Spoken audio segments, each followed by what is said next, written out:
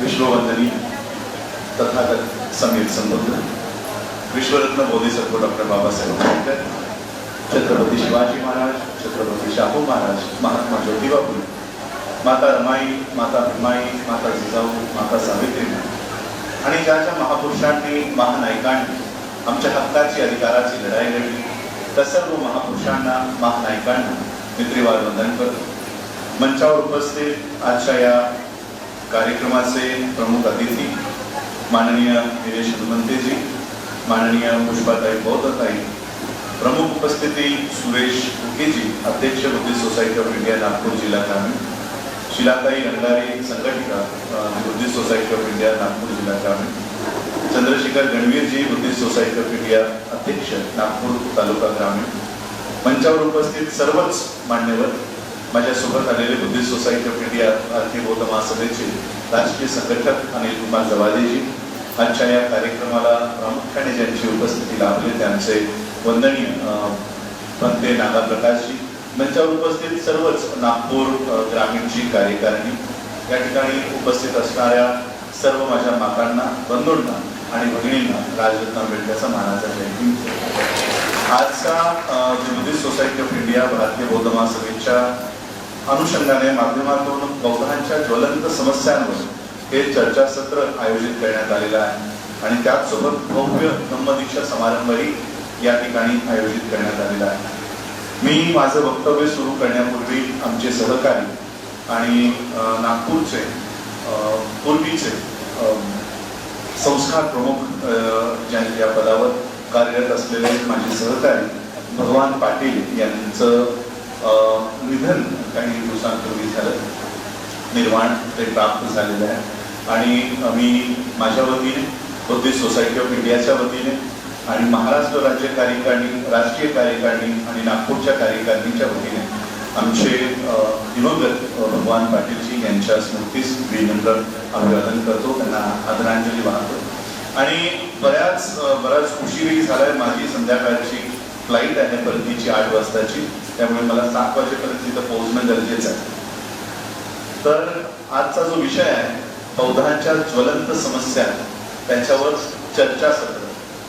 बऱ्याच लोकांनी Buddhist society of India भारतीय बौद्ध महासभा या संघटनेवर भाष्य केलं की या संघटनेत आपण काम केलं पाहिजे, ही संघटना वाढवली पाहिजे, अशा अनुषंगाने त्यांनी मार्गदर्शन केलं. परंतु आपल्या म्हणजे मला एक शोकांतिका वाटते की 2023 साली आम्हा लोकांना हे बोलावं लागतंय की आम्हाला बुद्धिस्ट सोसायटी ऑफ इंडियामध्ये काम केलं पाहिजे किंवा आम्हाला ही संस्था वाढवली पाहिजे, आम्ही लोकांनी बाबासाहेबांची ही संस्था चालवली पाहिजे, हे आज सांगायला लागतंय की खऱ्या अर्थानं बाबासाहेबांच्या अनुयायांची किंवा बाबासाहेबांच्या संघटनेची शोकांतिका अशी मला वाटते. बाबासाहेब आंबेडकरांनी त्यांच्या आयुष्यात 1917 पासून ते 1956 पर्यंत जेवढेही आंदोलन बाबासाहेबांनी केली त्या आंदोलनामध्ये खूप मोठा भर संघटनेवर बाबासाहेबांनी दिला. म्हणजे बाबासाहेबांचं लाईफ जर्नी जर तुम्ही बघाल, 1917ला बाबासाहेब आंबेडकर पुन्हा भारतात आले. साऊथ ब्युरो कमिटी पासून सायमन कमिशनला साक्ष देण्यापासून ते बौद्ध धर्माची दीक्षा घेईपर्यंत अनेक चळवळी बाबासाहेबांनी उभ्या केल्या. मग ती राजनैतिक चळवळ असेल, शैक्षणिक चळवळ असेल, धार्मिक चळवळ असेल, कामगारांची चळवळ असेल, तर या सगळ्या चळवळीमध्ये बाबासाहेब आंबेडकरांनी सगळ्यात मोठा भर संघटनेला दिला. एक अनालिसिस जर बाबासाहेबांच्या जीवनाचं केलं तर आपल्या सगळ्यांच्या लक्षात येईल की बाबासाहेब आंबेडकर कोणतंही आंदोलन करण्यापूर्वी आधी संघटन निर्माण करायचे. बाबासाहेब आंबेडकरांनी अशा अनेक संघटना काढल्या आणि जर बाबासाहेबांना वाटलं की हा कालबाह्य ठरताय तर बाबासाहेबांनी त्या बरखास्तही केलं. जसं बाबासाहेब आंबेडकरांनी 1924 साली एक संघटना काढली आणि त्या संघटनेचं नाव ठेवलं बहिष्कृत हितकारिणी सभा. मला वाटतं 24 जुलै 1924 ती फाउंडेशन आहे, स्थापना आहे. ही संस्था किंवा ही संघटना बाबासाहेब आंबेडकरांनी काढली आणि या संस्थेचं ब्रीद वाक्य काय दिलं माहिती आहे? संस्था, आता हे जे नाव आहे बहिष्कृत हितकारिणी सभा, इंग्लिश मधलं नाव आहे की मराठीतलं नाव आहे? मराठीतलं नाव. एक विनंती अजून मी करू इच्छितो आपल्या सगळ्यांची, म्हणजे छत्तीसगढ़ची लोक बसलेली आहेत. आप लोगों को मराठी समझ में आ रहा है मेरा? त्यांचा अजूनही ओकार नकार दिसत आहे, म्हणजे माझी मराठी कळत नाही. तो अच्छा, तो मग नागपूरच्या लोकांना विनंती करतो की काय मी हिंदी मध्ये बोलू, तुम्हाला सगळ्यांना हिंदी कळेल, कारण छत्तीसगढ़च्या लोकांना मराठी कळणार नाही पण नागपुरच्या लोकांना हिंदी कळेल. तो फिर मैं हिंदी में थोड़ा शिफ्ट होना पड़ेगा, फिर वो दिमाग में केमिकल लोचा हो जाता है हिंदी से मराठी में ट्यून होने के लिए, तो बीच बीच में मराठी घुस जाता है. तो बाबा साहब अम्बेडकर जी ने उनके पूरे लाइफ में जितने भी आंदोलन किए, सबसे बड़ा बाबा साहब अम्बेडकर जी ने जो महत्व दिया वो संगठन को दिया. 24 जुलाई 1924 में बाबा साहब अम्बेडकर जी ने उनके जीवन का सबसे पहला संगठन निर्माण किया और उस संगठन का नाम रखा बहिष्कृत हितकारिणी सभा. बहिष्कृत हितकारिणी सभा ये रीजनल नाम है, चाहे आप हिंदी कह लो, मराठी कह लो, तो ये रीजनल नाम बाबा साहब अम्बेडकर जी ने अपने संगठन को दिया, लेकिन इसका ब्रीद वाक्य बाबा साहब ने इंग्लिश में दिया, ज्याचं रूपांतर आजही आपण चुकीचं करतो. आपल्या पॅम्पलेटवर आपण पहिल्या याच्यात 3 वाक्य छापतो. हम लोग आज भी उसका अनुवाद जो करते हैं वो गलत करते हैं. बाबासाहेबांनी काय सांगितलं? आपण म्हणतो ना 3 वाक्यांमध्ये काय सांगितलं? शिका, संघटित व्हा, संघर्ष करा. बाबासाहेब अम्बेडकर जी ने बहिष्कृत हितकारिणी सभा का ब्रीद वाक्य रखा इंग्लिश में, to educate, to educate and to organise. आज हमारे बच्चे जो है, ये जो युवा है, इसके हाथ में मोबाइल है, ये गूगल ट्रांसलेट अगर ये यूज करे तो टू एजुकेट इसको अगर ट्रांसलेट करे तो इसका ट्रांसलेशन शिखा नहीं होता. टू एजुकेट का ट्रांसलेशन होता है शिकवा. टू एजुकेट, बाबा साहब कह रहे हैं कि हमारा मोटो क्या है, हमारा काम क्या है कि एजुकेट करना है, लोगों को एजुकेट करना है. और अगर लोगों को एजुकेट करना है तो पहले मुझे तो एजुकेट होना होगा. यानी हमारा काम सिर्फ पढ़ना नहीं है. जो समाज पढ़ लिख नहीं सकता, हमको उसके पास भी जाना है और उसको शिक्षित करना है. बाबा साहब ने शिक्षित बनो नहीं कहा, शिक्षित करो कहा. लोगों को जाके शिक्षित करना है. तो फिर वो धम्म के ऐसे नहीं कि 10वीं पास हो गए तो मुझे 10वीं का सिलेबस पढ़ाने जाना. जो बात मेरे समझ में आई है, मेरे अनपढ़ लोगों को नहीं समझ में आ रही है, तो मुझे उन तक जाना है और उनको समझाना है. और आज अगर मुझे बौद्ध धर्म का महत्व पता चल चुका है और जिसको नहीं पता चल रहा है, तो मेरा काम क्या है? उन लोगों तक जाकर उसको बौद्ध धर्म के माध्यम से बाबा साहब का मिशन उसको समझाना. ये होता है शिक्षित करना. आज हम क्या कर रहे हैं? बाबा साहब की वजह से हम शिक्षित तो हो गए, लेकिन उस शिक्षा का इस्तेमाल हम सिर्फ अपने आप के लिए कर रहे हैं. मुझे पता चल गया ना, बस मुझे और किसी को बताने की जरूरत नहीं है. बाबा साहब अम्बेडकर जी ने बहिष्कृत हितकारिणी सभा ये बनाई, और जब बाबा साहब को पता चला कि यहाँ की व्यवस्था हम लोगों को न्याय नहीं देने वाली है, बहिष्कृत हितकारिणी सभा के माध्यम से 1924 में ये संगठन बनाने के बाद 1927 में महाड़ के 14 तालाब का आंदोलन खड़ा किया. इस संगठन के माध्यम से पहले संगठन बनाया, फिर महाड़ के 14 तालाब का आंदोलन खड़ा किया. और महाड़ के 14 तालाब के आंदोलन में बाबा साहब ने देखा कि जिनके खिलाफ हम आंदोलन कर रहे हैं वो हमें अधिकार देना नहीं चाहते. उन्होंने वहीं पर महाड़ में, वहां पर कोर्ट में केस डाल दी कि ये जो तालाब है ये हमारे पैसों से इसका निगरानी होता है और इसलिए सरकार से इसका कोई लेना देना नहीं है. बोले कमीशन ने एक रिजोल्यूशन पास किया था कि सरकार के पैसों से जितने भी कुएं हैं, जितने भी तालाब है, उसकी निगरानी होती है, तो वो सारे कुएं तालाब सभी के लिए खुले होंगे. ये कानून बना था. कानून बनने के बाद वहां के सवर्णों ने केस डाली कि ये तालाब सरकार के पैसों से इसकी निगरानी नहीं होती, यह हमारे पैसों से निगरानी होती है. और फिर इस तालाब के ऊपर फिर से स्टे आ गया. बाबा साहब को पता चला कि जिनके खिलाफ हम आंदोलन कर रहे हैं वो तो हमें अधिकार ही नहीं देना चाहते, और जो लोग हमें अधिकार देना चाह रहे हैं, जो लोग अधिकार दे रहे हैं, वो ब्रिटिशर्स हैं। बोले कमीशन, उस समय भारत आजाद नहीं था, ब्रिटिशर्स इस देश पे काम कर रहे थे। बोले कमीशन भी ब्रिटिशरों की अपॉइंट की हुई कमीशन थी जिसने ये निर्णय किया था। यानी ब्रिटिशरों ने हमारे लिए महार के 14 तालाब के दरवाजे खोले थे, और बाबा साहब ने संगठन बनाया बहिष्कृत हितकारिणी सभा। अब बताओ, अंग्रेजों को बहिष्कृत हितकारिणी सभा का मतलब पता चलेगा कि ये क्या संगठन है? पता नहीं। बहिष्कृत का मतलब क्या होता है, हितकारिणी का मतलब क्या होता है? अब बाबा साहब जिनसे अधिकार मांग रहे थे, इसी देश के लोग वो अधिकार देना चाह रहे थे क्या? तो फिर मेरा संगठन मेरे ही लोगों को समझा के क्या मतलब है जो अधिकार ही देना नहीं चाहते? तो इसलिए मेरा संगठन ऐसा हो जो अधिकार दे रहा है, कम से कम उसे पता चले कि हमारी फाइट किस लिए है, हम किस लिए लड़ रहे हैं। और फिर बाबा साहब अम्बेडकर जी ने ये बहिष्कृत हितकारिणी सभा अपने जीवन का पहला संगठन बनाया, जिसका नाम रीजनल लैंग्वेज में रखा, और दूसरा संगठन उन्होंने इस आंदोलन से एक दिन पहले बनाया, और उसका भी नाम बाबा साहब अम्बेडकर जी ने रीजनल लैंग्वेज में रखा, जो संगठन आज भी जिंदा है, हालांकि कई सारे टुकड़ों में बढ़ गया है। उस संगठन का बाबा साहब ने नाम रखा समता सैनिक दल।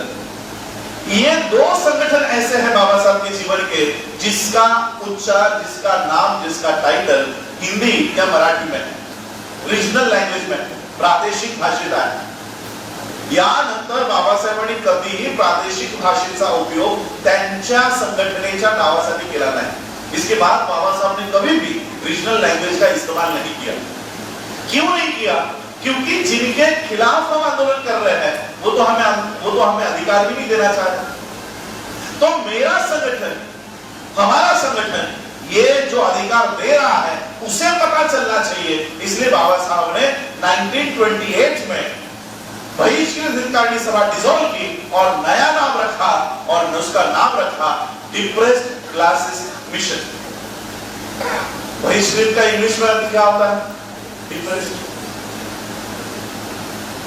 बाबा साहब अम्बेडकर जी ने इसी नाम को इंग्लिश में कन्वर्ट किया और इंग्लिश में ट्रांसलेट करके इस नाम का संगठन बाबा साहब ने बनाया, और इसके माध्यम से फिर बाबा साहब ने आंदोलन खड़ा किया।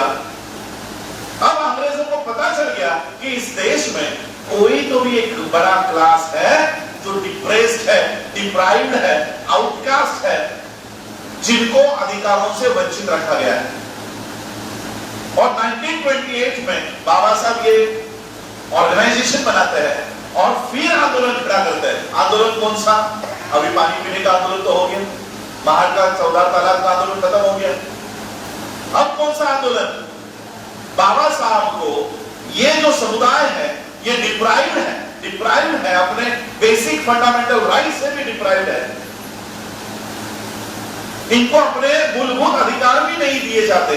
ये बाबा साहब को अंग्रेजों को स्थापित करके देना था।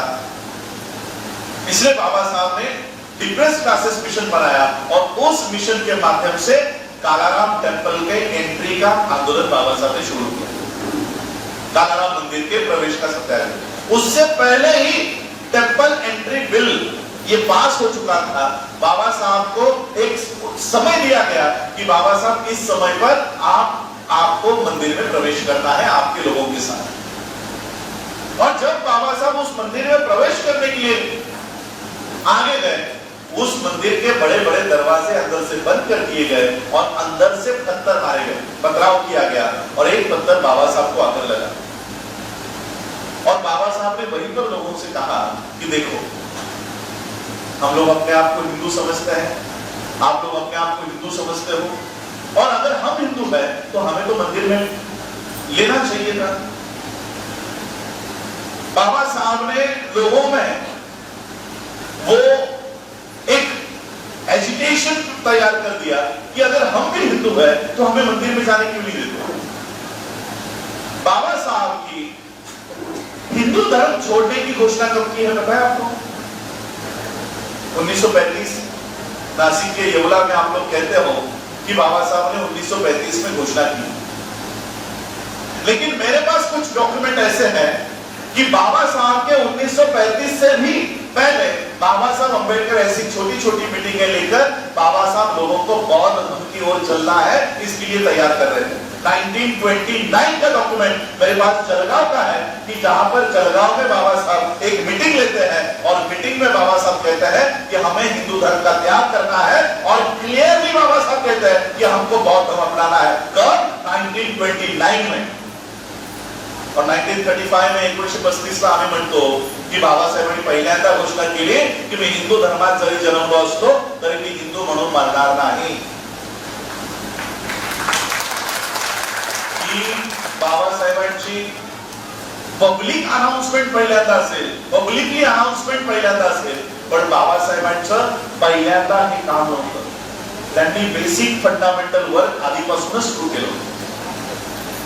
1928 में जब बाबा साहब अम्बेडकर जी के ऊपर पथराव किया गया, उसी समय 1930 में हुआ, 1928 में डिप्रेस क्लासेस मिशन बनाया गया और 2 मार्च और 3 मार्च को ये आंदोलन हुआ। 1930 को 2 मार्च 1930 में 1930 में जब बाबा साहब को ये पथराव किया गया, बाबा साहब का माथा फूट गया था, उसी समय अंग्रेजों को ये बात पता चल चुकी थी कि ये जो लोग हैं ये कोई, उस समय आपका टाइटल क्या था पता है?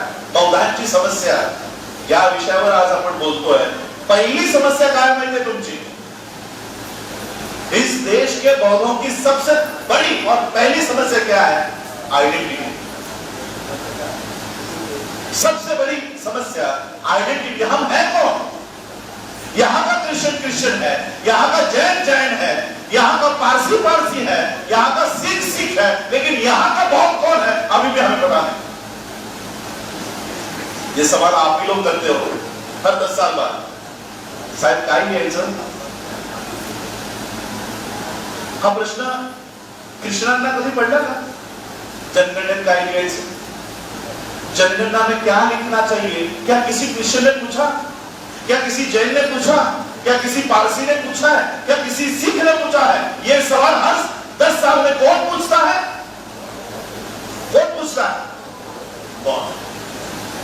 साहब क्या लिखने का? बाहर लिहायचं का नाही लिहायचं? लिहायचं की नाही लिहायचं तो नंतरच्या प्रश्नाचं उत्तर मी देईन। मी तुमच्याकडनं एक उत्तर अपेक्षित करतो। मला सांगा, बौद्ध धर्मामध्ये किती जाती येतात? 0, एक भी नहीं। और मैं रिस्पॉन्सिबिलिटी के साथ ये स्टेटमेंट कर रहा हूं, चाहे इसे कंट्रोवर्सी खड़ी हो। अगर बुद्धिज्म में कास्ट सिस्टम होती तो बाबा साहब कभी बौद्ध भी नहीं बनते। अगर इस बुद्धिज्म में कास्ट सिस्टम होती तो कभी बाबा साहब बुद्धिज्म को नहीं अपनाते। अगर इसमें भी जाति व्यवस्था होती, इसमें जात नहीं है इसलिए तो बाबा साहब बौद्ध बने। इसमें जात नहीं है। जिस जाति व्यवस्था से बाबा साहब लड़ रहे थे, बाबा साहब एलिमिनेशन ऑफ कास्ट में कहते हैं कि कास्ट को हम खत्म नहीं कर सकते। कास्ट खत्म नहीं होगी। फिर कैसे छुटकारा पाने वाले हो जातिवाद से? कास्ट सिस्टम अगर खत्म ही नहीं होने वाली तो ये कास्टिज्म से आप लोग छुटकारा कैसे पाओगे? बाबा साहब जवाब देते हैं कि जो धर्म और जो धर्म ग्रंथ ये कास्ट सिस्टम को प्रोफेस करता है, कास्ट सिस्टम को बढ़ावा देता है, ऐसे धर्म को और ऐसे धर्म ग्रंथ को डायनामाइट से उड़ा देना चाहिए। ये बाबा साहब कहते हैं। अब सोचो, जिस कास्ट सिस्टम को बाबा साहब डायनामाइट लगाकर उड़ा देना चाहिए कहते हैं, क्या वो कास्ट सिस्टम बाबा साहब बुद्धिज्म में लेकर आएंगे? आपको बोलेंगे कि उद्या तुम्ही बौद्ध झाल्यानंतर पुढे महारी लावा? कोणत्या तोंडाने आम्ही प्रश्न करतोय? कोणत्या तोंडाने इसी नागपुर की धरती से 10 किलोमीटर 15 किलोमीटर की दूरी पर बाबा साहब ने बौद्ध बनाया है आप लोगों को, आपके पूर्वजों को, आपके दादा दादी को। 15 अक्टूबर 1956 का स्पीच है, वॉल्यूम 18 पार्ट 3 में बाबा साहब अम्बेडकर जी क्या बोलकर गए आज भी हमारे सामने लिखित है।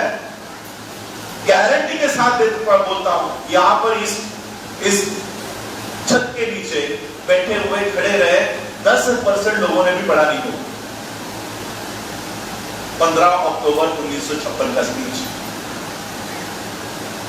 जब बाबा साहब अम्बेडकर खड़े नहीं रह पा रहे, सपोर्ट लेकर खड़े होते थे, उस समय 1.5-2 घंटा खड़े रहकर बाबा साहब ने स्पीच किया है, वो हम अपने सोफे पर बैठकर पढ़ नहीं रहे। जब बाबा साहब में ताकत नहीं थी तब बाबा साहब ने ये स्पीच किया है, जब हमारे बच्चे ताकतवान हैं तब वो पढ़ नहीं रहे। इसलिए हमारे सामने ये समस्या आती है की साहेब काय लिहायचं, आमची लोक पत्रक काढतात, धर्माच्या राखण्यात बौद्ध लिहा, जातीच्या राखण्यात महार लिहा। आहेत पत्रक माझ्याकडे, तुमच्याकडे आले असतील। धर्म के कॉलम में बौद्ध लिखो और जाति के कॉलम में महार लिखो। क्या ये बाबा साहब अम्बेडकर जी को अपेक्षित होगा कि 2023 में 2021 में हमारे लोग इस तरह की मूवमेंट को आगे लेकर जाएंगे और हमारे ही इंटेलेक्चुअल्स इस बात को सपोर्ट करते हैं कि अगर हमने महार नहीं लिखा तो एससी का परसेंटेज कम हो जाएगा, और एससी का परसेंटेज कम हो गया तो हमारी एमपी की सीट्स, एमएलए की सीट्स कम हो जाएंगी, हमारे एससी का रिजर्वेशन, बजट का रिजर्वेशन कम हो जाएगा, हमारे शेड्यूल कास्ट का प्रोविजन कम हो जाएगा। अच्छा मुझे बताओ, महार नहीं लिखा तो एससी का सीट कम हो जाएगा, तो क्या ये कुछ भी नहीं लिखने वाले हैं? अगर महार नहीं लिखा तो क्या लिखने वाले हो? बौद्ध लिखोगे ना, बौद्ध लिखोगे। तो अगर महार की संख्या कम हो गई, शेड्यूल कास्ट की संख्या कम हो गई, तो बाजू में क्या बढ़ते जाएगा? इतना कॉमन सेंस नहीं हो हमारे लोगों को, इतना कॉमन सेंस। आज मेरी सुप्रीम कोर्ट में पिटीशन एक्सेप्ट हो गई है, भारत सरकार को उसका जवाब देने के लिए वो टाइम मांग रहे हैं। मैंने ऐसी पिटीशन डाली है कि अगर ये ठीक तरह से सुप्रीम कोर्ट इसकी सुनवाई करता है तो एक दिन इस देश में ऐसा आएगा कि इस देश का पूरा शेड्यूल कास्ट जीरो होगा। पूरा का पूरा एससी में जीरो कर रहा हूं, और जब ये एससी जीरो होगा वो सारे के सारे बौद्ध कॉलम में ऐड होते जाएंगे, सारे के सारे बौद्ध कॉलम में ऐड होंगे। आज हमारे अलग अलग जाति के लोग एससी क्यों लिखना चाहते हैं? क्यों? क्योंकि रिजर्वेशन चला जाएगा, इसलिए तो एससी लिखना है। महार, मातंग, चमार, ढोर ये जातियां क्यों पकड़े हुए हैं? क्योंकि अगर ये छोड़ दिया तो हमारे रिजर्वेशन चला जाएगा। मैंने पिटीशन ऐसी डाली है कि 1990 में ऑलरेडी गवर्नमेंट ऑफ इंडिया ने बुद्धिज्म को, हिंदुइज्म, सिखिज्म और बुद्धिज्म को ऐड किया हुआ है, उसमें बुद्धिज्म को ऐड किया हुआ है कि कोई भी एससी का आदमी अगर बुद्धिस्ट होता है तब भी उसका रिजर्वेशन कायम होगा। ये 1990 का गैजेट है। मैंने सुप्रीम कोर्ट में यह सवाल किया है कि अगर आपने ही हमको बुद्धिस्ट बनाकर एससी का रिजर्वेशन लागू किया है तो हमें जात लिखने की नौबत क्यों आती है? उसको बुद्धिस्ट लिखने पर भी रिजर्वेशन मिलता रहे। ये सुप्रीम कोर्ट में मेरी पिटीशन एक्सेप्ट हो गई है। भारत सरकार को वहां पर सवाल किया गया है कि इनको गौर होने के बाद इनका रिजर्वेशन क्यों बंद कर रहे हो? इसलिए मैं एससी को जीरो करूंगा। इस देश में कोई महार नहीं बने, कोई मातंग नहीं रहे, कोई चमार नहीं रहे। जिस डर की वजह से वो महार, मातंग, चमार, ढोर बने हुए हैं, वो डर उनका निकल जाए और वो अभिमान से बौद्ध अपने आप को लिखे कि बौद्ध होने के बाद भी मेरे कोई भी अधिकार नहीं छीने जा रहे। ये उसको गारंटी देने का काम मैं कर रहा हूं। बाबा साहब को ये सवाल किया गया था इसी 15 अक्टूबर के स्पीच में। बाबा साहब से ये सवाल किया गया था कि बाबा साहब आप अपने लोगों को मिसगाइड कर रहे हो, इन लोगों को महार होने के नाते 50-500 रुपया मिलते हैं। 500 रुपया किस चीज का मिलता है? किसी भी गांव में अगर कोई जानवर मर जाए तो उसको खींच कर गांव के बाहर लेकर जाना, उसको साफ करना, उसके जो कुछ उसका निकलता है, मांस हो, सींग हो, बाल हो, खाल हो, ये बेचकर उसको 500 रुपया मिलता है। तो आप इनको बहुत बनाओगे, इनको बहुत बनाने के बाद इनके ये काम इनसे छीन जाएंगे, और इनसे अगर ये काम छीन गए तो इनको 500 रुपया जो मिल रहा है वो मिलना बंद हो जाएगा। आप आपके लोगों का गलत उन लोगों को दिशा दिखा रहे हो, इनको मिसगाइड कर रहे हो। ऐसा बाबा साहब पर केसरी के एक पत्रकार ने आरोप लगाया। बाबा साहब ने कहा इसका जवाब मैं अपने अकेले में दूं या फिर सभा में दूं? पत्रकार ने कहा कि जैसी आपकी इच्छा। तो ये इस सवाल का जवाब बाबा साहब ने भरी सभा में दिया, और बाबा साहब ने कहा कि ये पत्रकार मुझे कह रहा है कि मैं अपने लोगों का मिसगाइड कर रहा हूं, इनको गलत राह दिखा रहा हूं। और फिर बाबा साहब कहते हैं कि मैं मेरी ओर से 500 रुपया लेता हूं, सरकार की ओर से और 500 रुपया लेकर आता हूं, 1000 रुपया देता हूं। यही काम ब्राह्मण खुद करे, यही काम ब्राह्मण खुद करे, इसके आगे हम जानवर खींचने का काम नहीं करें। 1956 2023 एक जनरेशन भी पूरी नहीं हुई, बताओ कितने लोग जानवर खींचने का काम करते हैं?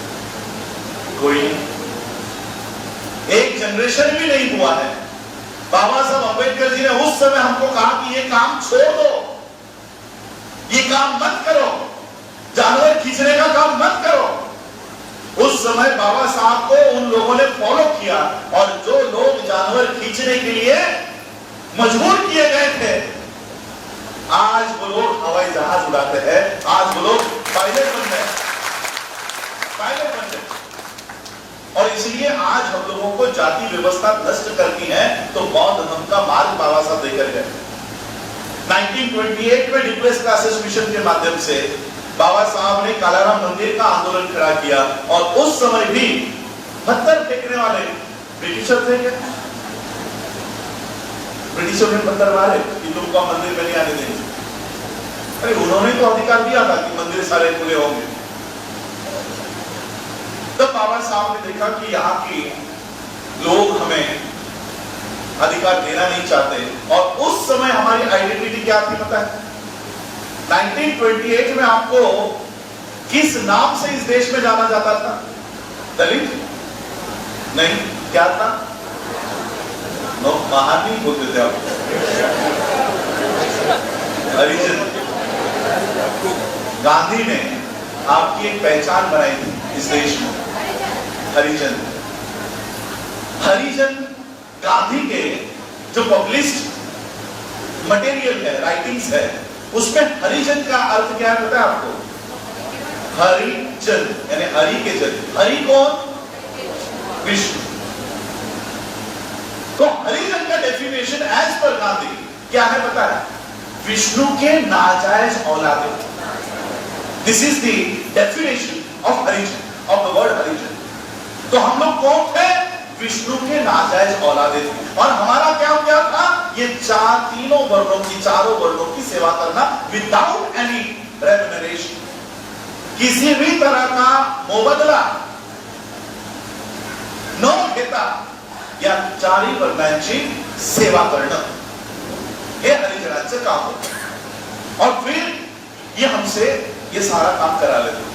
बाबा साहब का उद्योग, बाबा साहब ने चैलेंज किया कि वी आर नॉट हरिजन्स, हम लोग हरिजन नहीं। हम लोग बाबा साहब के पूरे स्टार्टिंग से लेकर एंड तक जितने भी राइटिंग स्पीचेस है, बाबा साहब ने हमें कहीं पर भी हरिजन शब्द का इस्तेमाल नहीं किया और दलित शब्द का भी इस्तेमाल नहीं किया। जो वर्ड्स बाबा साहब ने यूज किए वो थे deprived classes, outcast, depressed masses. इस तरह का बाबा साहब ने हम लोगों को आइडेंटिटी, ओळख की निर्माण के लिए उस समय आइडेंटिटी निर्माण की बाबा साहब ने। और इसलिए आज भी बौद्धांची पहिली समस्या है आइडेंटिटी। पहले तो हमको अपनी आइडेंटिटी इस देश में कायम करनी होगी कि हम है कौन। इसी के ऊपर बाबा साहब अंबेडकर जी ने दो किताबें लिखी, who were Shudras and who were untouchables and how they become untouchables. पहले तो शूद्रों को उनकी पहचान बना कर दी कि वो लोग कौन है, और सेकेंड अनटचेबल्स कौन, हम लोग कौन है। फर्स्ट पेज में बाबा साहब लिखते हैं कि सिर्फ हम अनटचेबल नहीं थे, हमारे लिए ब्राह्मण भी अनटचेबल था। कैसे? क्योंकि हम कोई भी काम ब्राह्मणों के हाथों से नहीं करवाते थे, उसको घर में नहीं बुलाते थे, उसके हाथ से कोई पूजा अर्चना नहीं करवाते थे, क्योंकि बुद्ध के अनुसार हमने ब्राह्मणिकल सिस्टम को हमारे कल्चर से आउटकास्ट कर दिया था, इनको बाहर कर दिया था, तो ब्राह्मणों से हम कोई काम नहीं करवाते थे। बाबा साहब लिखते हैं कि सिर्फ हम अनटचेबल नहीं थे, हमारे लिए ब्राह्मण भी अनटचेबल हुआ करता था, ब्राह्मण अनटचेबल था। और ये लोग अनटचेबल्स हुए कैसे? तो ये कौन थे? बाबा साहब ने उत्तर दिया। बाबा साहब ने उसमें कहा कि ये जो आजकल के अनटचेबल्स दिखाई देते हैं, ये आज के अनटचेबल्स पहले के बुद्धिस्ट हैं, पहले के बुद्धिस्ट हैं। और ये बुद्धिस्ट थे, ये बहुत हमका प्रचार प्रसार करते थे, और जब बुद्धिज्म इस देश से नष्ट किया गया तो इन लोगों को वर्णबाह्य करार कर दिया गया, इन लोगों को आउटकास्ट कर दिया गया, इन लोगों को अनटचेबल करार कर दिया गया। बाबा साहब ने हमको हमारी पहचान उस समय से प्राप्त करके दी। Who were untouchables? 1928 में बाबा साहब अंबेडकर जी ने यह आंदोलन की शुरुआत की डिप्रेस क्लासेस मिशन के माध्यम से। अब डिप्रेस क्लासेस के बाद कास्ट का आइडेंटिफिकेशन होना शुरू हो गया कि ये कास्ट कौन कौन सी कास्ट है जो डिप्रेस्ड है। बाबा साहब को भी उस कमिटी के ऊपर अपॉइंट किया गया कि बाबा साहब को अलग अलग जाति की पहचान करवानी है, उनके ऊपर क्या क्या निबंध है। और जब बाबा साहब अंबेडकर जी ने ये अलग अलग कास्ट का शेड्यूल तैयार किया, तब बाबा साहब ने डिप्रेस्ड क्लासेस मिशन भी बंद कर दिया, क्योंकि अब वो नाम नहीं है हमारा, अब हमारा नाम क्या हो गया था? Schedule caste.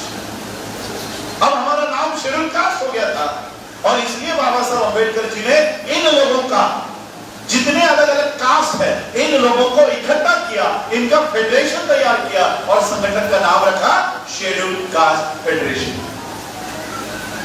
ताकि अंग्रेजों को पता चले कि हम लोग एक कास्ट का संगठन नहीं है, ये जितने भी शेड्यूल कास्ट है, जितने भी अनटचेबल कास्ट है, उन सबका संगठन है शेड्यूल कास्ट फेडरेशन, SCF। बाबा साहब ने लेबर क्लास को इकट्ठा किया, उसका नाम रखा इंडियन लेबर पार्टी। जैसे जैसे बाबा साहब ने अपने जीवन में आगे आगे चलते गए, उनको जैसे जैसे जरूरत पड़ी वैसे वैसे उन्होंने संगठन बनाया, और जब जरूरत नहीं थी वो संगठन बंद भी किया और नया संगठन बनाया। जब तक अंग्रेज थे, बाबा साहब अंबेडकर जी ने इंग्लिश में अपने संगठन बनाए। 1947 को अंग्रेज चले गए, देश आजाद हो गया। देश आजाद होने के बाद अब बाबा साहब किससे अधिकार मांगेंगे? कहां से अधिकार लेकर आएंगे? जो अधिकार दे रहा था वही चला गया, जो लोग अधिकार नहीं देना चाहते थे वो सत्ता में आ गए। अब अधिकार कहां से लेकर आए?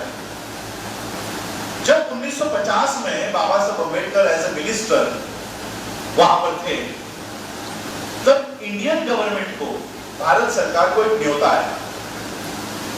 न्योता आया, और वो न्योते में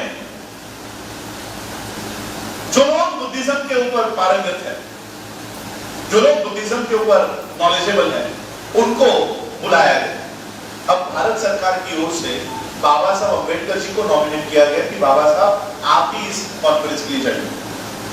और 1950 में बाबा साहब अंबेडकर पहली बार इस कॉन्फ्रेंस के लिए गए, और बाबा साहब कॉन्फ्रेंस में जाने के बाद बाबा साहब को पता चला कि जितने भी बुद्धिस्ट कंट्रीज है वो सारी इकट्ठा हो रही है, और वो अपना एक संगठन तैयार करने जा रही है, जिसका नाम उन्होंने रखा है वर्ल्ड फेलोशिप ऑफ बुद्धिस्ट। उस समय 1950 में 27 देश 27 कंट्रीज ये इकट्ठा हुई और उन्होंने अपना एक नया संगठन बनाया और उसका नाम रखा वर्ल्ड फेलोशिप ऑफ बुद्धिज्म। और उन्होंने डिसीजन लिया कि एवरी 2 इयर्स हम लोग मिलेंगे, इकट्ठा होंगे और जिस कंट्री को बुद्धिज्म का प्रचार प्रसार करने की ज्यादा जरूरत है, हम बाकी के देश उस कंट्री को मदद करेंगे, उस देश में बौद्ध धर्म का प्रचार और प्रसार करने के लिए सहायता करेंगे। बाबा साहब इस कॉन्फ्रेंस के लिए गए। उस समय बाबा साहब का कोई डिटेल स्पीच नहीं है। बाबा साहब यही कहते हैं कि मैं तो यहाँ देखने आया था कि ये कॉन्फ्रेंस किस चीज की हो रही है और मैं उम्मीद करता हूं कि आप लोगों के देश के बाहर, बर्मा में उस समय ये कॉन्फ्रेंस थी, कि बर्मा के बाहर भी आप बौद्ध धर्म का प्रचार और प्रसार करेंगे, ऐसा उम्मीद मैं करता हूं। और इतना कहकर बाबा साहब वापस आ गए। बाबा साहब अम्बेडकर वहां से आने के बाद 1952 की इलेक्शंस में बाबा साहब एंगेज हो गए। 1952 में बाबा साहब अम्बेडकर मुंबई से पार्लियामेंट के इलेक्शन के लिए खड़े थे। आपके यहाँ नागपुर से भी 1954 के लिए नागपुर में भंडारा से 1954 के बाई इलेक्शन में भी बाबा साहब आए थे। 1952 में जब बाबा साहब अम्बेडकर खड़े हुए इलेक्शन के लिए मुंबई से, तब बाबा साहब को हराने के लिए श्रीपाद डांगे ये खड़ा हुआ कांग्रेस पार्टी से।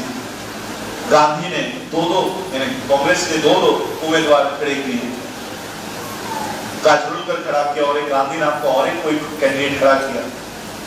ऐसे कई सारे कैंडिडेट्स बाबा साहब को हराने के लिए सारे ब्राह्मणिकल सिस्टम ने बाबा साहब का पराजय किया। बाबा साहब को उस समय पता चला कि आजाद भारत में हमारा स्थान क्या है। ब्रिटिश इंडिया में बाबा साहब अम्बेडकर एमएलसी हुआ करते थे, बाबा साहब लेजिस्लेटिव में जाया करते थे, बाबा साहब कॉन्स्टिट्यूट असेंबली में गए, बाबा साहब राउंड टेबल कॉन्फ्रेंस के लिए गए। जब ब्रिटिश राज किया करते थे तब बाबा साहब रिप्रेजेंटेशन किया करते थे, शेड्यूल कास्ट का, आउटकास्ट का प्रतिनिधित्व किया करते थे। लेकिन जब भारत आजाद हुआ तब बाबा साहब एक भी बार चुनकर नहीं आए, यानी गुलाम भारत में बाबा साहब चुनकर आ सकते थे लेकिन आजाद भारत में नहीं आ पाए।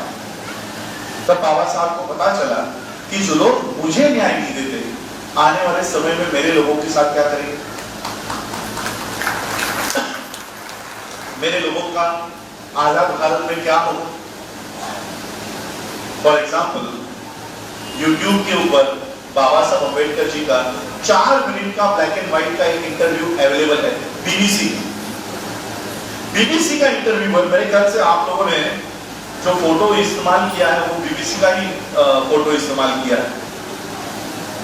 उस इंटरव्यू में इंटरव्यूअर बाबा साहब से पूछता है कि बाबा साहब डेमोक्रेसी का क्या होगा, लोकतंत्र का क्या होगा।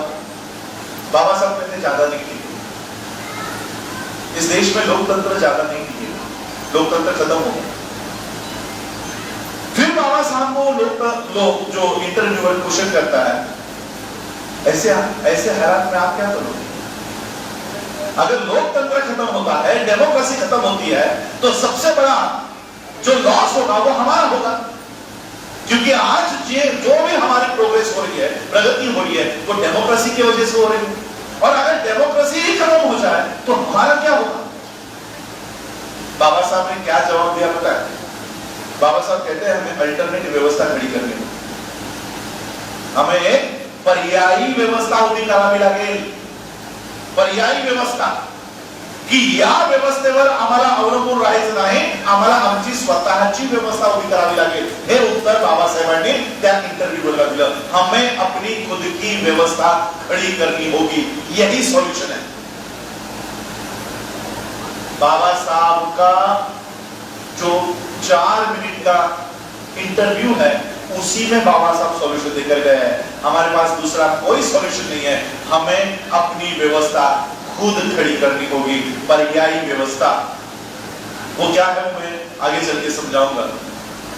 और फिर बाबा साहब को पता चला कि इस देश की जो व्यवस्था ब्राह्मणिकल सिस्टम है वो हमें न्याय नहीं देती, जो बाबा साहब को पार्लियामेंट में नहीं आने देती है, जो बाबा, और कौन से बाबा साहब जिन्होंने 2 साल पहले इस देश को संविधान निर्माण करके दिया, 50 में संविधान 49 में दिया, 50 में लागू हुआ, 52 में इलेक्शंस है, 2 साल 1 महीने में ही ये ब्राह्मणिकल सिस्टम बाबा साहब को बाहर कर देती है, हम आपको नहीं लेंगे। 1954 में भंडारा से बाबा साहब हटते हैं।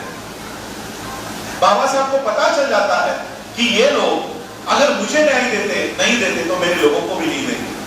आखिरी समय तक बाबा साहब के विचारों में, दिमाग में कौन था पता है? कौन? बाबा साहब का महापरिनिर्वाण 5 दिसंबर 1956 के रात 2 बजे को, 2 बजे के बाद से, 2 बजे इसलिए मैं कहता हूं क्योंकि 2 बजे तक बाबा साहब अम्बेडकर जिंदा थे, इसके प्रमाण दानव चंद्र रत्तू बाबा साहब के सचिव थे। 2 बजे बाबा साहब ने कहा कि क्यों खड़े हो, जाओ कल सुबह जल्दी आ जाना। और बाबा साहब अपना लिखान कर रहे थे। क्या लिख रहे थे पता है? अपनी अंतिम सांस लेने से पहले क्या लिख रहे थे? अपनी सारी प्रॉपर्टी कुछ बच्चे के नाम पे, कुछ अपने नेफ्यू के नाम पे कर रहे थे। बाबा साहब को अंदेशा हो गया था कि अब मैं ज्यादा नहीं जीने वाला, फिर भी बाबा साहब अपने प्रॉपर्टी का बाबा साहब अम्बेडकर लेन देन नहीं कर रहे थे कि मेरी कौन सी प्रॉपर्टी किस चीज को देनी है, इसके बारे में बाबा साहब डॉक्यूमेंटेशन नहीं कर रहे थे। क्या डॉक्यूमेंटेशन कर रहे थे? कि मेरे जाने के बाद मेरा समाज बौद्ध धर्म को ठीक से फॉलो करे, इसलिए बुद्धा और उनका धर्म ग्रंथ पूरा कर रहे थे। अंतिम समय तक बाबा साहब के दिमाग में उनका परिवार नहीं था, ये समाज था। और इसलिए मैं हमेशा कहता हूं कि भले हम खून के वारिस हो, लेकिन बाबा साहब का असली परिवार मैं नहीं हूं, आप हो। क्योंकि अंतिम समय तक बाबा साहब के दिमाग में आप लोग थे कि मेरे बाद मेरे लोग इस बुद्ध के धर्म को ठीक से फॉलो करें, इसलिए बुद्ध और उनका धर्म, ये धर्म ग्रंथ कंप्लीट कर रहे थे। मुझे बताओ, अंतिम सांस तक बाबा साहब जिस ग्रंथ को पूरा कर रहे थे, कितने बच्चों ने वो ग्रंथ पढ़ा है? बच्चों ने कहा नहीं, हमारे लोग तो, महिला तो पढ़ती है, आने वाली जनरेशन उसे बुद्ध और उनका धर्म पता है, उसे एनिहिलेशन ऑफ कास्ट पता है, उसे 15 अक्टूबर 1956 का भाषण पता है। और इसलिए बाबा साहब अम्बेडकर जी ने जो मार्ग हमें दिखाया है, उसके ऊपर आज हम लोगों को चलने के अलावा कोई दूसरा पर्याय उपलब्ध हमारे पास नहीं है। आमच्या कार्यक्रमाचा विषय आहे बौद्धांच्या ज्वलंत समस्यांवर चर्चा सत्र। आमच्या समस्या काय है? हमारी समस्या क्या है? हम लोग गवर्नमेंट से रोज क्या मांगते हैं? क्या हम लोग खाना मांग रहे हैं उनसे? क्या हम लोग राशन मांग रहे हैं? क्या पानी मांग रहे हैं? हम क्या मांग रहे हैं? शिक्षा, स्वास्थ्य, यही हमारी समस्या है। और बाबा साहब अम्बेडकर जी ने इस समस्या का उपाय देकर गए हैं कि इस देश की व्यवस्था हम लोगों को कतई मदद नहीं करेगी, हम लोगों को वो सहायता नहीं करेगी। और इसलिए हम लोगों को अगर सहायता लानी है तो भारत के बाहर से लानी होगी।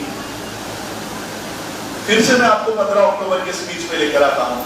उस स्पीच में बाबा साहब एक ही लाइन यूज करते हैं, बोलते हैं, मराठीमध्ये भाषण आहे, मराठीमध्ये म्हणतात, आता घरातल्या घरात, आणि वहां पे लिखा हुआ है भारतामध्ये, आता घरातल्या घरात खूप झाले, आता घराच्या बाहेर जाऊन दाखवा।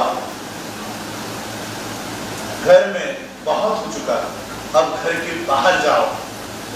भारत में बहुत हो गया, अब भारत के बाहर जाओ। अब कहां जाओगे भारत में? महार बनकर किस देश में जाओगे बताओ?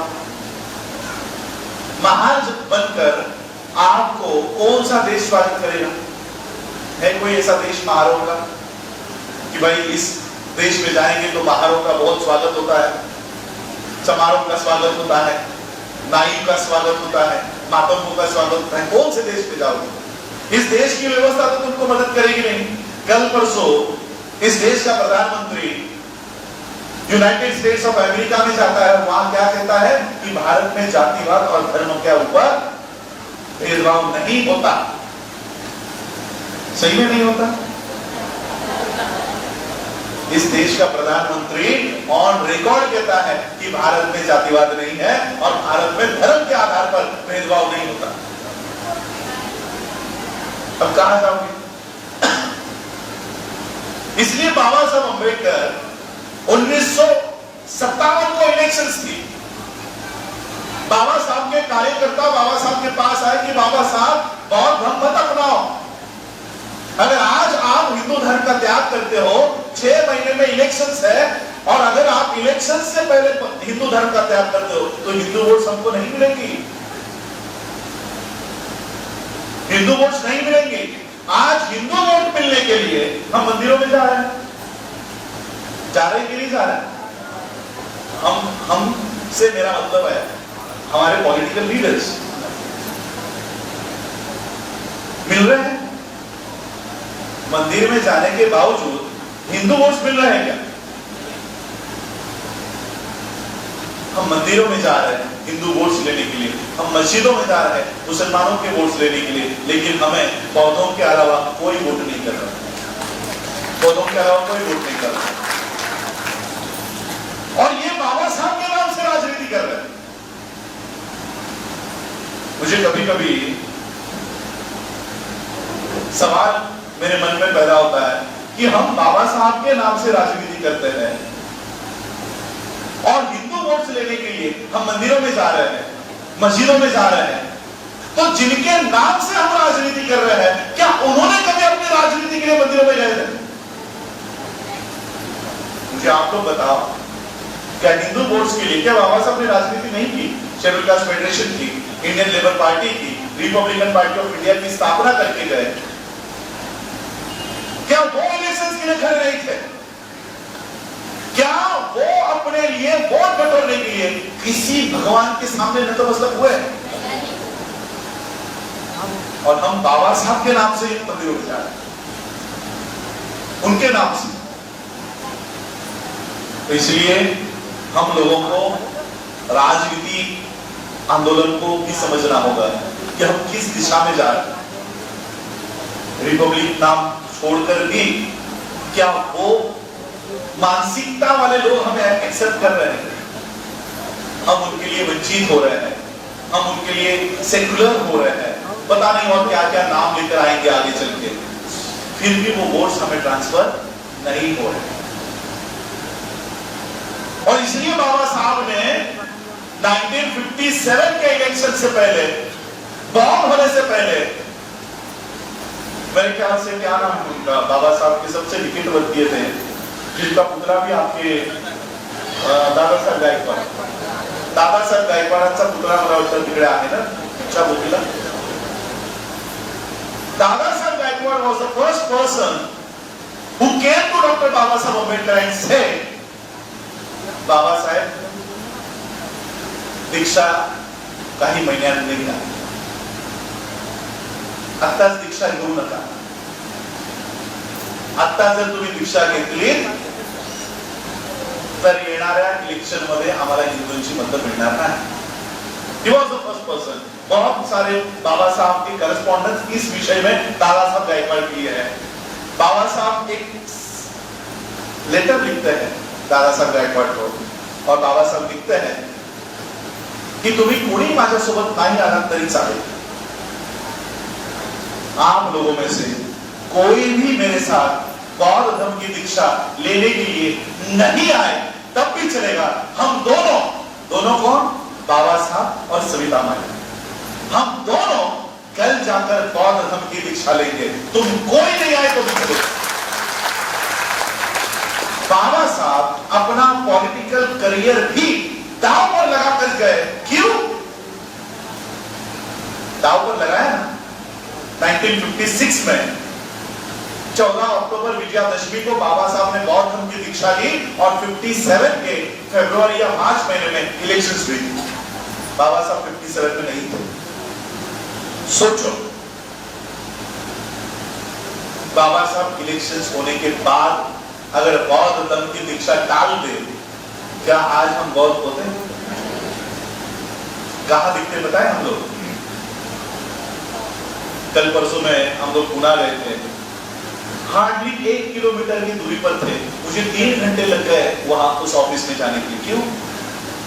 इतनी कड़कती धूप में बिना चप्पल के सर के ऊपर गमला लेकर वारी वारी खेळ बसलो होतो. काय अवस्था असती माहिती आज आमची? या पंढरीची वारी, ती तुमची कोण असू नये काय, एक खंडोबाची वारी, मरियाईची वारी,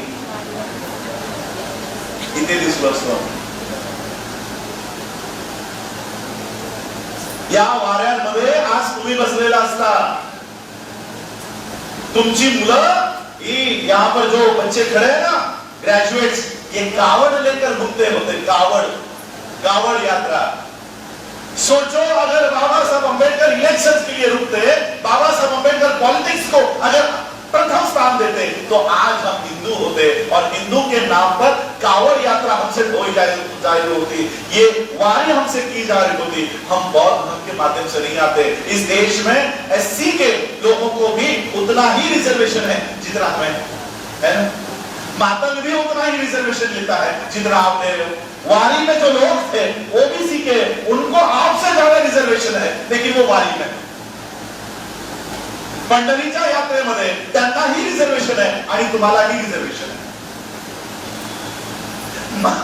मर्यादेच्या जत्रेत जाणारे लोक, त्यांनाही रिजर्वेशन है.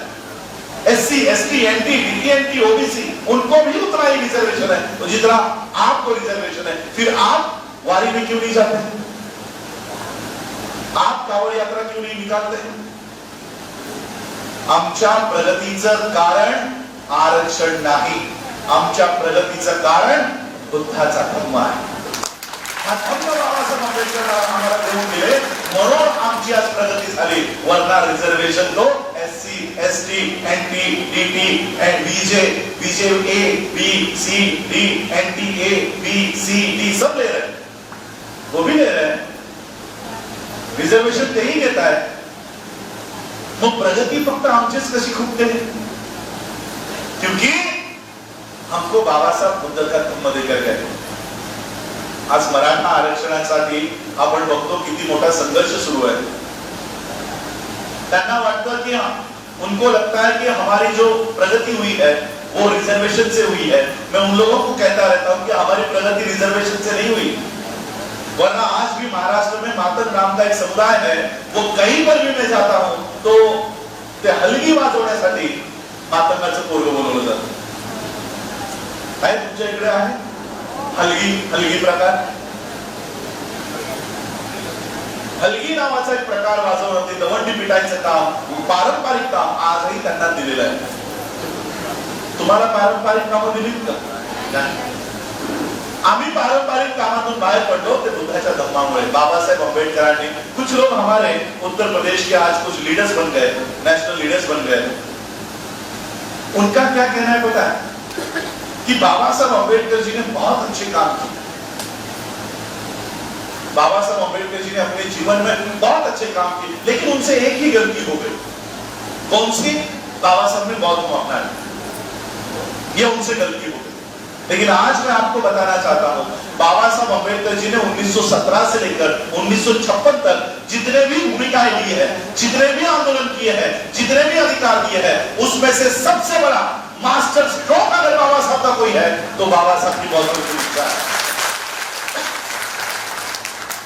बाबा साहब के जीवन का सबसे बड़ा मास्टर स्ट्रोक ये है. हम क्या करते हैं पता है? सेलेक्टिव अम्बेडकर हम खड़ा करते हैं. सेलेक्टिव हमारे फायदे के कौन से हैं? जा आणि घराच्या भिंतीवर लिहून ठेवा की आम्ही शासन करती जमात बनणार आहोत. आमच्या सोयीचं आहे, आमच्या सोयीचं आहे. कारण जर असे हे वाक्य बाबासाहेबांचे आम्ही रुजवले तर आमची मुलं आम्हाला राजकारणाच्या प्रचार प्रसारासाठी कामासाठी वापरता येतील.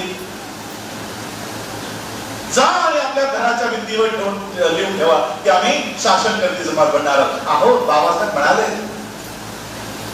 एबॉलिशन ऑफ कास्ट में बाबा साहब ये भी कह कर गए हैं कि सामाजिक और धार्मिक क्रांति किए बगैर राजनीतिक क्रांती शक्य नाही आहे, राजनीतिक क्रांती होऊ शकत नाही, हेही बोलून गेले. हे काय तुम्ही सांगत? 1956च्या भाषणात बाबासाहेब म्हणतात की आमच्या लोकांना राजकारण अधिक प्रिय आहे. पण माझं तसं नाही, मला धम्म अधिक प्रिय आहे. हे का नाही कधी सांगत? हे का नाही कधी सांगत? 1935चे बाबासाहेब आम्हाला हवेत, पण 1956चे बाबासाहेब नको. का? तर खंडोबा सोडावा लागतो, मर्यादा सोडावी लागते आहे, व्रतवैकल्य हातातून जातील, मंदिर बाहेर होतील, म्हणून ते बाबासाहेब आम्हाला नको. सेलेक्टिव अंबेडकर हम लोग अपने मतलब से हम लोग को एस्टैब्लिश कर रहे हैं. और जब बाबा साहब ने देखा कि 1950 में ये संगठन बना, 1952 में ये फिर से मिले, लेकिन बाबा साहब गए नहीं. बाबा साहब इलेक्शंस के काम में बिजी थे और फिर 1954 में बाबा साहब फिर से इस वर्ल्ड फेलोशिप ऑफ बुद्धिस्ट के प्रोग्राम में गए और वहां पर बाबा साहब ने डिटेल स्पीच किया और उस स्पीच का नाम है बुद्धिस्ट मूवमेंट इन इंडिया और ब्लूप्रिंट. कि इंडिया में अगर बुद्धिज्म को एस्टैब्लिश करना है तो हमें क्या क्या करना जरूरी है, ये ब्लूप्रिंट बाबा साहब ने उस कॉन्फ्रेंस में रखी. और बाबा साहब वहां पर कहते हैं कि इतना जो तुम लोगों ने तामझाम किया है ये पूरा व्यर्थ है, इसका कोई मतलब नहीं है. इस देश में तुमने अलग अलग देश के लोगों को बुलाया. उस समय 54 कंट्रीज बुद्धिस्ट उस WFP से जुड़ चुकी थी. 54 countries 54 countries world fellowship of Buddhist के सदस्य हो गए. और उनके सामने बाबा साहब कह रहे हैं कि इतने लोगों को तुमने इकट्ठा किया, उनके 5 दिन का कार्यक्रम के लिए पैसा खर्च कर रहे हो, इसका क्या अर्थ है? तुम तो पहले से ही बुद्धिस्ट हो, तुम्हारा देश पहले से ही बुद्धिस्ट है, यहाँ पे बौद्ध धर्म का प्रचार प्रसार जोरों शोरों से चल रहा है. ऐसे देश में बौद्ध धर्म का प्रचार प्रसार करके क्या मिलेगा? इसलिए मैं आप लोगों को विनती करता हूं कि आप लोग भारत में आओ और पूरे वर्ल्ड का, पूरे दुनिया का बौद्ध धर्म का केंद्र बिंदु, हेडक्वार्टर ये भारत को बनाओ. मैं भारत के लोग आपके पीछे खड़ा करने का काम करूं. 1954 में बाबा साहब ने ये बात कही और 54 में कहने के बाद बाबा साहब इंडिया में आए दिसंबर 1954 में. और बाबा साहब को, जैसे मैंने शुरुआत में कहा कि पहले संगठन फिर आंदोलन. कहां से शुरू हुआ था? बहिष्कृत नाम से. बहिष्कृत नाम से शुरू हुआ आंदोलन, फिर डिप्रेस नाम से जाना गया, फिर लेबर नाम से जाना गया, फिर शेड्यूल कास्ट के नाम से जाना गया. अब कंक्लूड क्या करना है? कंक्लूड, निष्कर्ष, बहिष्कृत नावापासून सुरू झालेलं बाबासाहेबांचं आंदोलन, बाबासाहेबांनी निष्कर्ष कुठे दिला? शेवटच्या बाबासाहेबांच्या जीवनातलं शेवटचं ऑर्गनायझेशन, शेवटचं संघटन बाबासाहेबांनी काढलं आणि त्या संघटनेचं नाव ठेवलं the Buddhist society of India. हे शेवटचं संघटन 1954 ला बाबासाहेबांनी काढलं. 1954 ला 55 ची स्थापना आहे. 4 मे 1955 ची 3227 हा इंडियन सोसायटीज रजिस्ट्रेशन ऍक्ट खाली बाबासाहेबांना तो नंबर प्राप्त झाला. 3227 ही सिरियल नंबर आहे. संघटना रजिस्टर्ड संघटना आहे. रजिस्टर्ड संघटना बाबासाहेबांच्या हयातीत बाबासाहेबांनी काढली आणि बाबासाहेब आंबेडकर पहिले अध्यक्ष झाले. आजही या संस्थेचं नाव अनेक लोकांना उच्चारता येत नाही. The Buddhist India society, the Buddhist society, भारतीय बुद्धिस्ट सोसायटी काही बोलतात.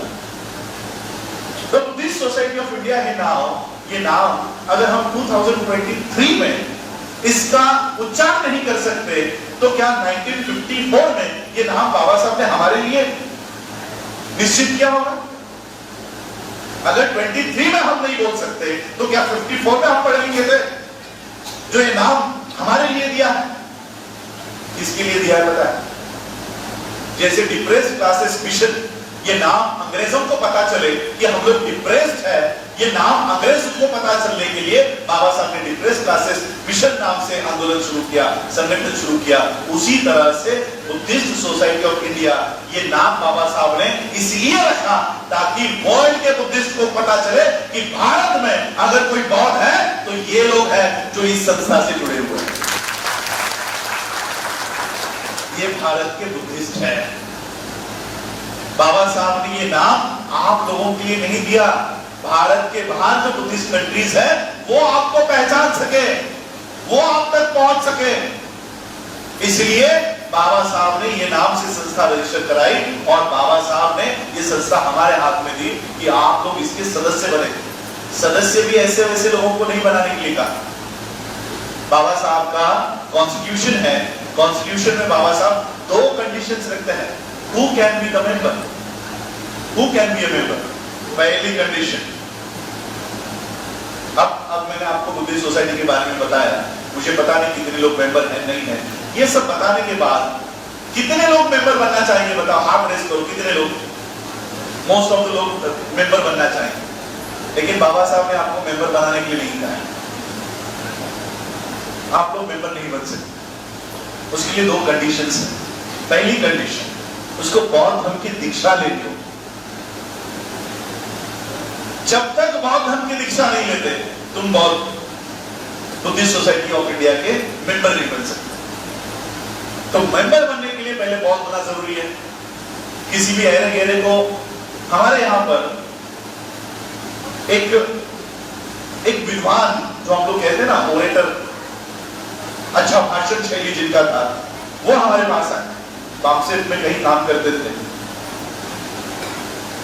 ओबीसी से थे। तो उन्होंने मुझसे रिक्वेस्ट किया कि मैं बहुत अच्छा बुद्धिज्म के ऊपर ट्रेनिंग देता हूं, तो आपके बुद्धिस्ट सोसाइटी ऑफ इंडिया के ट्रेनिंग कैंप में मुझे बुलाया करो, तो मैं जाऊंगा। मैंने कहा कि ठीक है, हम आपको बुद्धिस्ट सोसाइटी ऑफ इंडिया के प्रोग्राम में बुलाते हैं, लेकिन हम आपको किस नाते बुलाएंगे? बुद्धिस्ट सोसाइटी के प्रोग्राम में कोई भी मेंबर हो वो मन से भाषण कर सकता है, आप हमारे मेंबर नहीं हो। तो उन्होंने कहा ठीक है, मैं आपका मेंबर बनने के लिए तैयार। मैंने कहा कि बाबा साहब की ये 2 कंडीशंस है कि मेंबर बनने के लिए आपको बौद्ध धर्म की दीक्षा लेनी होगी। जैसे ये बात उन्होंने सुनी, उन्होंने कहा कि अगर मैं बौद्ध बन गया तो मुझे ओबीसी के लोग एक्सेप्ट नहीं करेंगे। आज मैं उन लोगों में जा रहा हूं तो वो लोग मुझे बुलाना बंद कर देंगे, इसलिए मैं बौद्ध तो नहीं बन सकता, लेकिन आप लोगों को बौद्ध धर्म के ऊपर लेक्चर बहुत दे सकता हूं। हमने कहा कि अगर आप बौद्ध नहीं बन सकते तो हम आपसे लेक्चर्स भी नहीं दे सकते, लेक्चर्स भी नहीं दे सकते, क्योंकि ये कंडीशन बाबा साहब की है। बाबा साहब कह रहे हैं कि अगर आपको मेंबर बनना है तो बौद्ध धर्म की दीक्षा लेनी होगी। और सेकंड कंडीशन, आपको एनुअल सब्सक्रिप्शन भरना होगा, वार्षिक सालाना शुल्क। कितना रुपया भरना होगा पता है? 1 साल का। बाबा साहब के ओरिजिनल कॉन्स्टिट्यूशन में कितना रुपया लिखा है? 1 रुपया। 1954 में बाबा साहब लिख रहे हैं कि 1 रुपया साल का भरना होगा और दीक्षा लेनी होगी। ये 2 कंडीशंस बाबा साहब ने रखी। ये कंडीशंस रख के बाबा साहब ने ये संस्था बनाई, हम लोगों के हाथ में दिए। और बाबा साहब ने इस संस्था के ऑब्जेक्टिव्स क्या रखे पता है? कि हम अपनी खुद की स्कूल बनाएंगे, खुद के कॉलेज बनाएंगे, खुद के रिलीफ सेंटर्स बनाएंगे, खुद की बुद्धिस्ट सेमिनरीज बनाएंगे, खुद के प्रिंटिंग प्रेस होंगे, खुद का लिटरेचर तैयार करेंगे। यानी ऐसी व्यवस्था तैयार करेंगे कि ऐसे बहुत इस देश में तैयार हो जिसको सरकार से कोई लेना देना ना हो। हमारा और सरकार का ताल्लुक कितना आता है?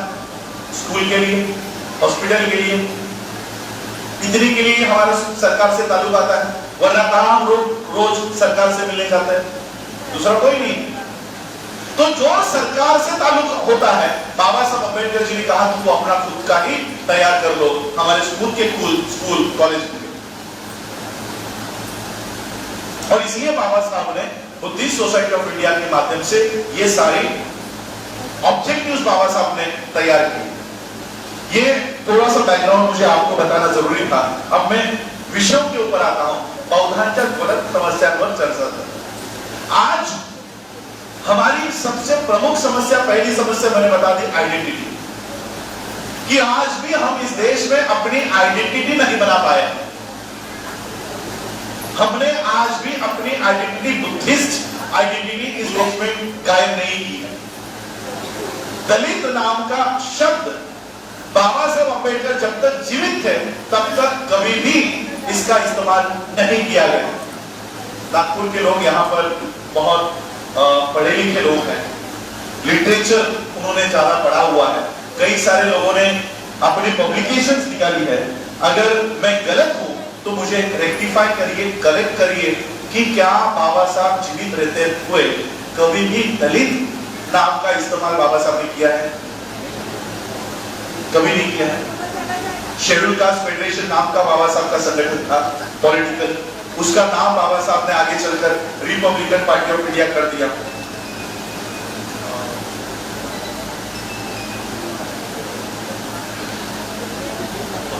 बाबा साहब ने आरबीआई बनाया और फिर बाबा साहब ने हमें बहुत बनाया। मैं एक सवाल आपको पूछता हूं, अगर कोई आदमी सिख धर्म की दीक्षा लेता है तो